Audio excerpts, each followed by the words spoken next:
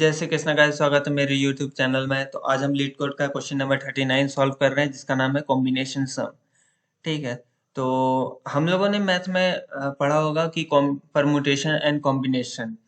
तो इसके बारे में अगर आपको नहीं पता है तो आप इन परमुटेशन और कॉम्बिनेशन के बारे में आप नेट में मैथ का टॉपिक है, आप सर्च कर सकते हैं। आप उसको थोड़ा सा रीड कर सकते हैं, क्योंकि परमुटेशन एंड कॉम्बिनेशन से रिलेटेड बहुत सारे क्वेश्चंस बनते हैं हमारे कोडिंग में, और बहुत ही ज़्यादा सारे इम्पोर्टेंट्स रहते हैं, क्योंकि आपको कई बार किसी चीज़ का कॉम्बिनेशन, किसी चीज़ का परमुटेशन प्रिंट करना होता है। और ज़्यादातर ये सब सारे टॉपिक आपका रिकर्शन और बैक ट्रैकिंग से रिलेटेड रहते हैं। ठीक है, तो आप पढ़ लेंगे तो अच्छी बात है।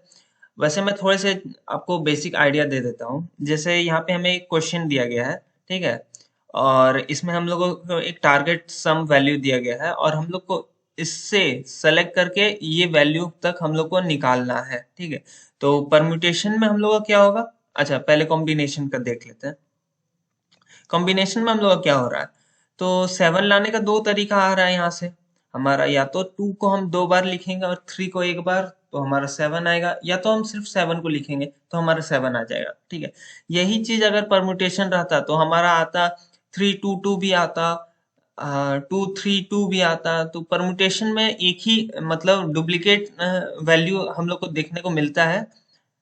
ठीक है, बस उसका अरेंजमेंट अलग स्टाइल में हो जाता है, वही हमारा परमुटेशन होता है। कॉम्बिनेशन सारा का सारा मतलब एक यूनिक टाइप का नंबर रहता है। ठीक है, यूनिक नंबर रहता है। ओके, सेकेंड एग्जांपल में हम लोग को दिया गया है 2 3 5, और टारगेट सम हम लोग को 8 दिया गया है। तो उसको लाने का हम लोग को इतना सारा तरीका होता है। ठीक है, समय बिना बर्बाद किए हुए अब हम कोड की तरफ आते हैं और देखते हैं हम क्या करेंगे इस कोड को। ठीक है, तो आपको रिकर्शन का सॉल्व करने का बहुत सारा तरीका दिखेगा, जिसमें से दो कॉमन तरीका होता है। एक तो बहुत ही ज्यादा फेमस तरीका होता है, आप इंक्लूड एक्सक्लूड वाला आप यूज कर सकते हैं, बहुत ही ज्यादा फेमस तरीका होता है। बट मैं वो तरीका नहीं यूज किया हूँ, और इंक्लूड एक्सक्लूड वाला और ज्यादा आसान रहता है, क्योंकि उसका आप ज्यादातर इंक्लूड एक्सक्लूड का अगर प्रॉब्लम देखेंगे वो ज्यादातर सेम टाइप का रहता है। ठीक है, और उसका रिकर्शन ट्री भी काफी ज्यादा इजी रहता है और आसान रहता है। आप नेट में कहीं भी सर्च कर सकते हैं, इंक्लूड एक्सक्लूड आपको उस तरह मिल जाएगा। उसमें बेसिकली करता है, एक बार में कोई वैल्यू इंक्लूड करता है, दूसरी बार में उस वैल्यू को रिकर्शन में नहीं लाता है। मतलब एक एक रिकर्शन कॉल हुआ आपका, उसमें जो चीज वैल्यू आपको करना है, जैसे यहाँ पे सम एक एरे या फिर लिस्ट लिस्ट में आपको ऐड करना है वो वैल्यू, और वहां से वो वैल्यू आप हटाएंगे, माइनस करेंगे। और दूसरा में आपको कुछ नहीं काम करना है। दूसरा में जैसे कैंडिडेट एरे है, तो इसमें इंक्लूड में आप 0 लेके चलेंगे, 0 फर्स्ट इंडेक्स, और एक्सक्लूड में आपको आगे वाला इंडेक्स से चलेंगे। ठीक है, लेकिन हम यहाँ पे दूसरा अप्रोच अपनाए हैं, तो इस अप्रोच के थ्रू भी हम लोग जाके देखते हैं। सबसे पहले हम लोग क्या किए हैं, बैकट्रैक नाम का एक फंक्शन बनाया है, जिसमें हम लोग क्या दे रहे हैं, एक रिजल्ट दे रहे हैं। रिजल्ट हमारा क्या बनाया है हम लोग, लिस्ट ऑफ लिस्ट। ठीक है, ये हम लोग इसलिए बना है क्योंकि हम यहाँ पे रिकर्शन अपना परफॉर्म कर रहे हैं और लास्ट में यहाँ पे करा देंगे। ठीक है, आप रिटर्न भी करवा सकते हैं डायरेक्ट यहाँ पे रिटर्न स्टेटमेंट यूज करके, बट वो थोड़ा ज्यादा कॉम्प्लिकेटेड हो जाता है। ये तरह इस तरीके से आप लोग को थोड़ा आसानी पड़ेगा। ठीक है, अब हम लोग एक यहाँ पे नया एक एरे लिस्ट बनाया है, जिसमें हम लोग टेम्पररी जो भी वैल्यू हम लोग को मिलेगा वो हम लोग यहाँ पे वैल्यू डालेंगे। ठीक है, जैसे आपको यहाँ पे देखने को मिल रहा होगा, ये भी हम लोग को एक लिस्ट मिल रहा है, ये भी हम लोग को एक लिस्ट मिल रहा है। तो ये लिस्ट जो है हम लोग का, वो हमारा इस एरे लिस्ट में आएगा। ठीक है, फिर हमारा जो कैंडिडेट और टारगेट दिया गया है, साथ ही साथ जो ये है हमारा इंडेक्स है, आते हैं इस फंक्शन में।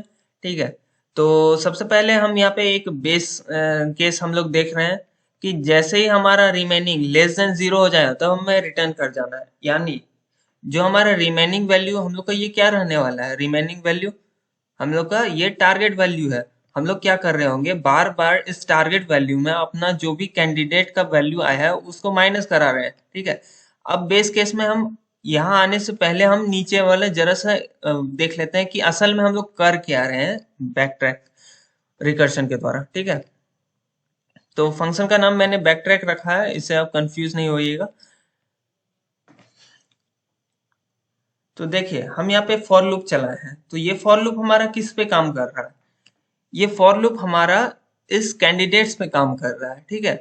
हम क्या कर रहे हैं, एक एक करके सारा कैंडिडेट्स के ऊपर हम रिकर्सन परफॉर्म करेंगे। पहला कैंडिडेट हमारा 0 इंडेक्स पे जो रहेगा, फिर 1 इंडेक्स पे, फिर 2 इंडेक्स पे, फिर 3 इंडेक्स पे। तो इन सारे पे हम रिकर्सन अप्लाई करेंगे। पहला हमारा 0 इंडेक्स पे रिकर्सन अप्लाई होगा, ठीक है। तो हमारा रिजल्ट जो मैंने बताया रिजल्ट, ठीक है। फिर हमारा टेम्प लिस्ट, तो ये हम लोगों ने एक लिस्ट बनाया था जो कि आपको मैंने बताया था कि अलग अलग मतलब लिस्ट के अंदर में जो लिस्ट है वो इसके अंदर हम लोग स्टोर करवाएंगे, ठीक है। फिर हमारा कैंडिडेट और रिमेन, ठीक है। तो ओरिजिनल वैल्यू से अब हमारा कितना बचा, तो हम यहाँ पे जो सबसे पहले हम लोग को यहाँ पे जो इंडेक्स में वैल्यू मिलेगा कैंडिडेट का, वो हम लोग यहाँ पे माइनस करवा देंगे। उसके साथ साथ जो हमारा इंडेक्स वैल्यू है वो भी हम लोग यहाँ पे पास करवाएंगे, क्योंकि हम लोग का अगर उस जगह से बेस नेगेटिव बेस केस अगर हम लोग का रीच कर गया, ठीक है, यानी हमारा जितना भी मतलब जो हम लोग को रिमेन जो हम लोग को वैल्यू टारगेट वैल्यू मिला है, ठीक है।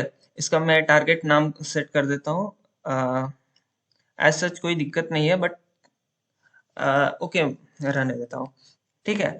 तो जो भी हमारा जो वैल्यू है अगर माइनस में चल गया, यानी जो हमारा टारगेट है, हम क्या कर रहे हैं, देखिए सबसे पहले हम लोग जैसे 7 में सबसे पहला वैल्यू हमारा क्या आया था, 2 आया था, तो ठीक है 2 माइनस किए तो हमारा क्या वैल्यू आएगा, यहाँ पे आएगा 5, ठीक है।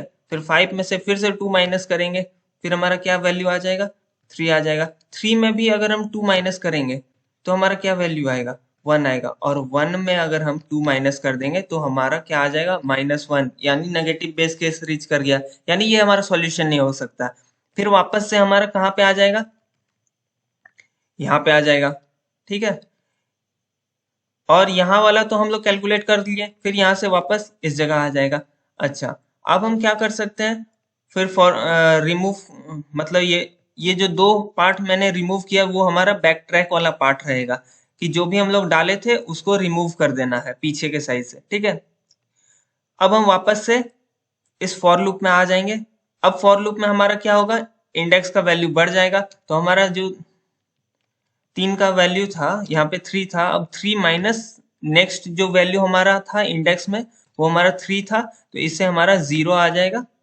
और ये पॉजिटिव 0 हमारा लाने का वैल्यू था, ठीक है, पॉजिटिव बेस केस हम लोग का रीच कर गया। इससे हम लोग क्या करेंगे, जो रिजल्ट है उसमें एक एरे लिस्ट ऐड कर दिए, ठीक है। तो यहाँ पे हम देख लेते हैं, सबसे पहला हम इंडेक्स 0 पे किए थे, जो 2 से हम लोग माइनस करते जा रहे थे, तो हमारा -1 आया था जो कि हमारा नेगेटिव बेस केस आ गया था। फिर रिकर्सन में हमारा क्या होता है, जहां से हम लोग का चालू हुआ वहीं पे वापस आना है, तो वहीं पे आ रहे थे, ठीक है।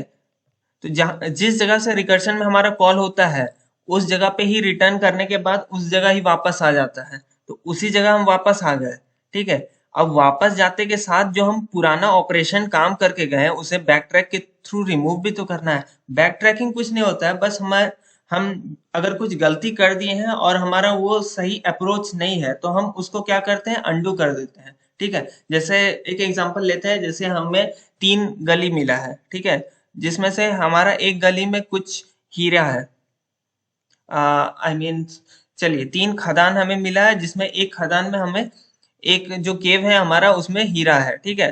तो सबसे पहले हम केव 1 में गए, उसमें हमें हीरा नहीं मिला, और केव 2 फिर हम जाएंगे, तो केव 1 में जो भी हम लोग ऑपरेशंस परफॉर्म करेंगे अगर खोदने वाला है उसको हम अंडू करते हुए जाएंगे, ताकि किसी को पता नहीं चले यहाँ पे आया है कोई काम करके गया है, ठीक है।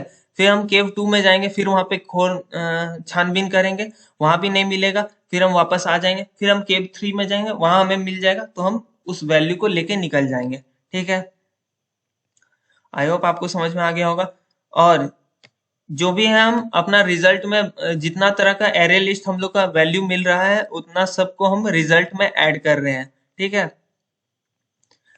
और जो भी हम लोग को मिलेगा फिर हम यहाँ पे जो जितना ऑपरेशन परफॉर्म होना था वो हमारा ये फंक्शन परफॉर्म करके हम लोग को दे देगा, और रिजल्ट में हम लोग को आउटपुट स्टोर करके दे देगा। उसके बाद हम यहाँ पे रिटर्न करवा लेंगे।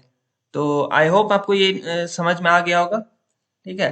वो इंक्लूड एक्सक्लूड वाला भी काफी ज्यादा आसान रहता है, और ये भी एज सच कुछ हार्ड है नहीं, क्योंकि इसमें भी हम लोग बहुत ही अच्छी तरीके से परफॉर्म कर रहे हैं। इसमें कुछ नहीं करना है, बस एक फॉर लूप लगाना है। आपको क्या चीज पे फॉर लूप लगाना है? आपको कैंडिडेट्स पे। हर एक कैंडिडेट्स जब हर एक कैंडिडेट्स के ऊपर आपको एक रिकर्सन परफॉर्म करना है। ठीक है।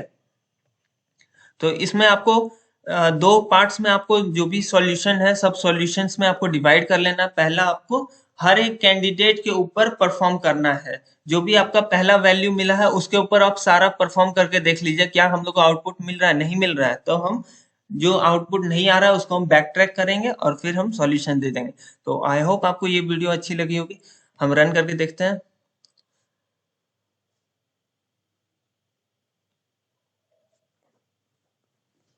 Okay, let's submit it.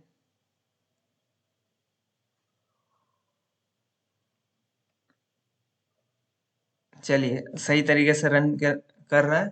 तो मिलते हैं अगले वीडियो में, तब तक के लिए बाय, राधे राधे।